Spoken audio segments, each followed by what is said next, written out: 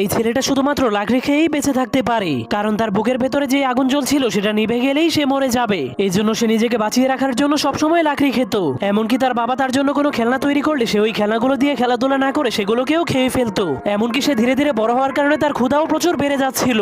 এই জন্য সে ক্ষুধা মেটানোর জন্য নিজের ঘরের ফার্নিচার এবং ঘরের চালকেও খেতে শুরু করে দেয়। কিন্তু একদিন যখন সে ঘরের পিলারকে খেতে শুরু করে তখন সেই পিলারের মধ্যে ফাটল ধরে যায়, যার কারণে পুরো ঘর ভেঙে তার উপরে পড়ে যায়। কিন্তু তার বাবা অনেক কষ্ট করে তাকে বাঁচিয়ে দেয়। তখন তার বাবার এত কষ্ট দেখে ছেলেটার মনটা অনেক খারাপ হয়ে যায়। এই জন্য সে কসম করে আর কখনোই সে লাকড়ি খাবে না। এর পরের দিন তার বাবা ঘুম থেকে উঠে তার ছেলেটাকে কোথাও খুঁজে পাচ্ছিল না। এই জন্য সে তার ছেলের পায়ের ছাপকে ফলো করে করে অনেক উঁচু একটা পাহাড়ের উপরে চলে যায়। তখন সে তার ছেলেকে একা দাঁড়িয়ে থাকতে দেখে জলদি করে তার কাছে চলে যায়। কিন্তু সে দেখতে পায় লাকড়ি না খাওয়ার কারণে তার ছেলের বুকের আগুনটা নিভে গিয়েছে। এর জন্য সে আগুন জ্বালানোর জন্য সেখানে ফু দিতে শুরু করে দেয়, কিন্তু তবুও কোনো লাভ হয় না। এর জন্য তার বাবা অনেক মন খারাপ করে তাকে মাটিতে শুইয়ে দেয়। এরপর তার হাতে তার তৈরি করে একটা খেলনা দিয়ে দেয়।